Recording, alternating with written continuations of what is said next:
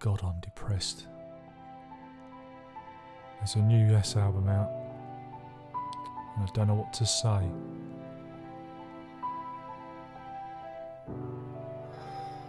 I'm really worried that I'm just like them.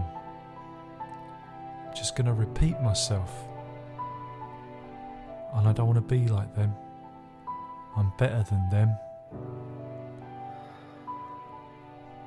So what can I do to make this different? To make this unique? So yeah, there was another Yes album out. I don't know, is it the 107th Yes album? It's called The Quest. And, well, you know, what can you say about it? Now, the problem with Yes is Yes isn't the band we know and love. It's changed. It's a different Yes to the many iterations that we're familiar with. It's different. It's just different now. So how can you review an album from a band that bears very little relation to the classic version of Yes? How do you review it? And so this is what I was thinking. This is why it's taken me so long to come up with this. Because I listened to the album on the day of release, listened to it, and I thought, well, I can't keep saying the same thing. I can't keep repeating myself, because if I keep repeating myself, I'll be no better than them. And I'm better than them. And so I thought, well, how can I approach this review without it being the same old, same old? So I thought, I know. You got to look at the discography. Got to look at discography. We've got to compare it to other Yes albums. So, one version of the review goes like this. My God, guys, this is great. This is amazing. This is the greatest album ever. This is amazing. This is so much of an improvement.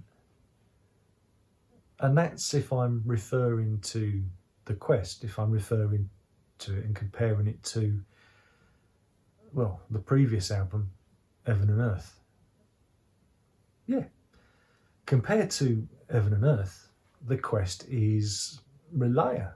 Which is one of my favourites of theirs. Just for context, just in case you disagree, you might think, you know, Close to the Edge is better, or Big Generator, I don't know.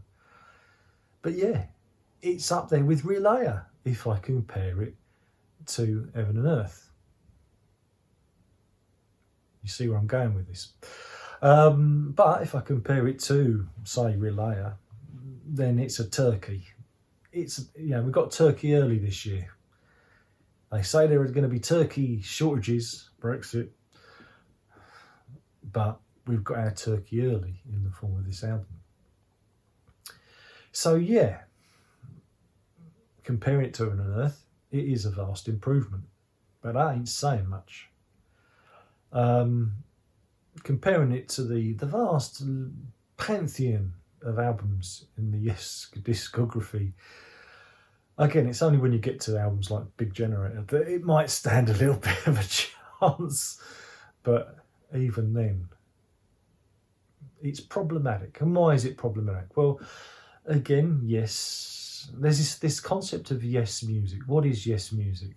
Now, the thing about Yes music is there are various elements to it, obviously. And in the classic lineup, you have those classic players. You have your Bruford, you have your Howe, you have your, you have your Wakeman, your Squire, and of course your John Anderson. Now, in this version, well, there's only really Steve Howe left. I know Alan White plays, but I don't know, is Alan White part of that classic troupe? Plays on Relaya. I really like Relaya, so maybe he does. But, if you listen to the material you're in, Alan White isn't given one of his classic performances, So what is this music? Is it Yes music? And there'll be people that say, yes, yes it is, because it embodies the spirit of Yes. And, well, I don't really think it does. I think it embodies the spirit of Steve Howe.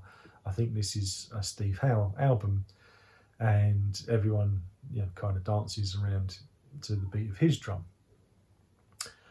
And that's fine. I mean, I don't mind Steve Howe's solo material. It's all right. But it gets a bit samey.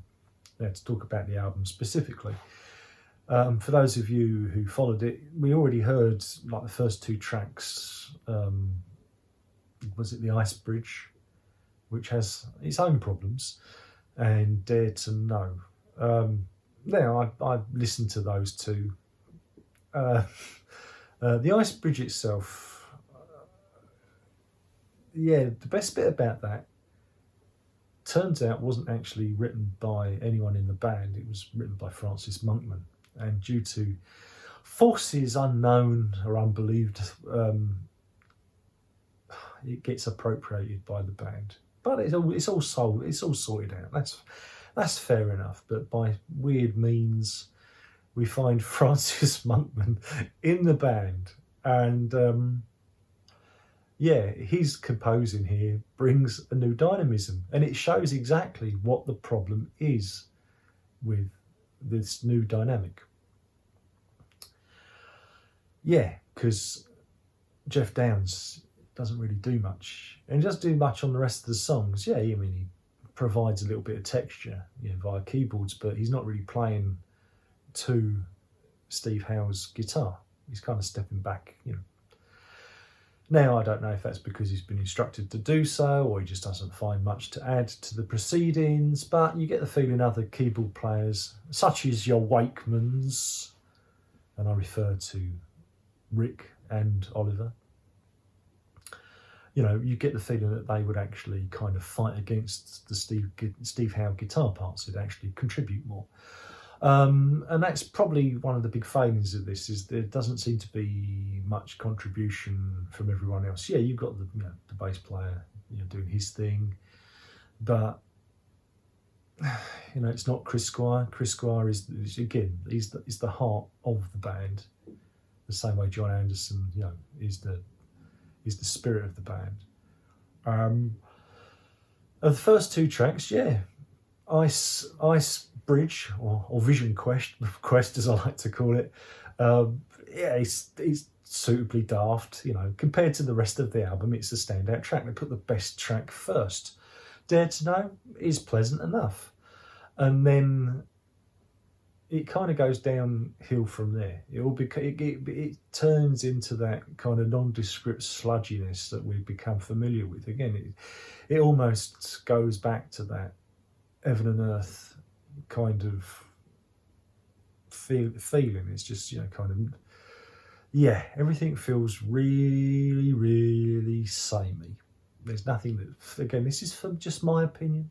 You may love it, and that's great. I'm really pleased that you enjoyed it, but I didn't get anything from it other than the first two tracks, which I thought were, again, the first track makes me laugh because I know what happened and where it's sort of sourced from, so there's a bit of comedic novelty to that. Dare to Know is all right, but again, I think with some better arrangement, and they could have brought in the acoustic guitars in sooner, and they could have chopped it up a bit. Again, a lot of these arrangements are pretty dull, they're pretty standard, and I think Steve Howe needs someone to fight against. He needs another creative force to work with, and he's not really getting that here.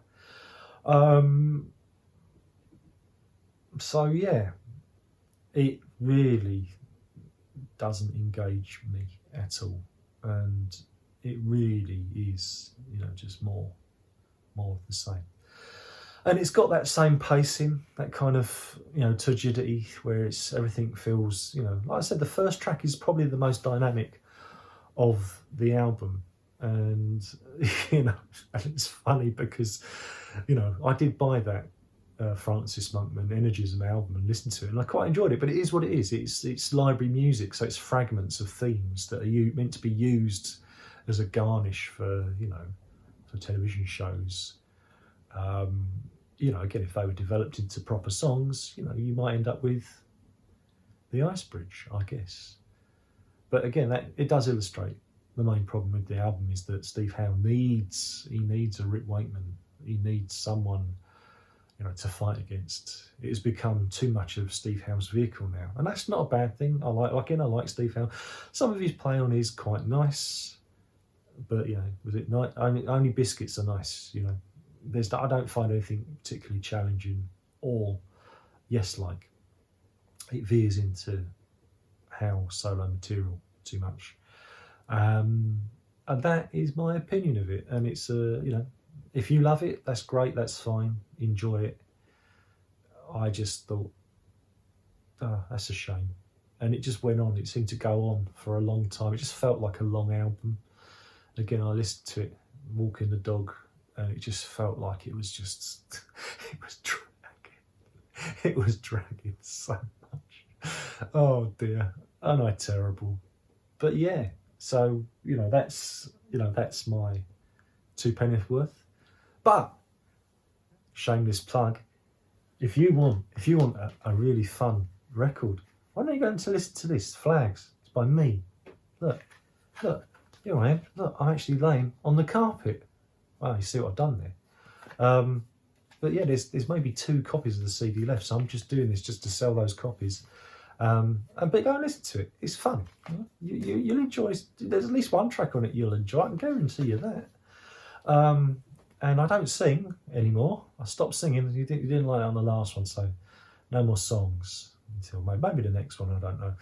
But yeah, this was just a shameless plug for me because hey, that's what the internet is, isn't it? But yeah, the quest. I think it's a quest for a Yes album. I think that's probably what we walk away from this. I don't know. I think Steve Howe needs to bite the bullet. He needs to get John Anderson back.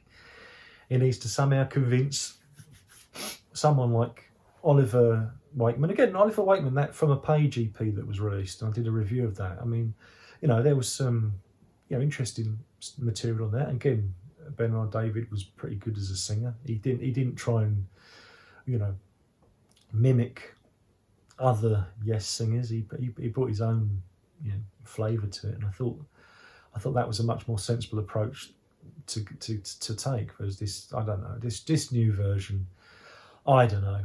It's not even parody. It's not even pastiche of Yes. It's a shadow. It's a shadow of Yes. You know, it's a whiff. It's like when somebody's died, and you go into the room, and you catch their aftershave, you know, or their perfume, but they've been long dead. That's what this album is. It's a fleeting memory of something that was good, something that you miss.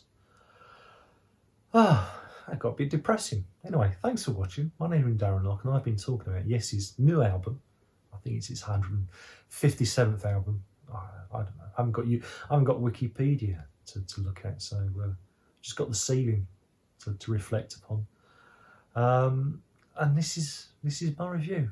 Don't forget to thumbs down this video. Remember, everyone who thumbs down is just jealous of my magnificence. I can do this. Laying on my back, staring at the ceiling. It's different. I wanted to do something different. Hopefully I've got this in focus, otherwise this is going to be really fucking dumb. But anyway, thanks for watching. There's only one more thing left to say. By now you should know what that is, and that is prog on.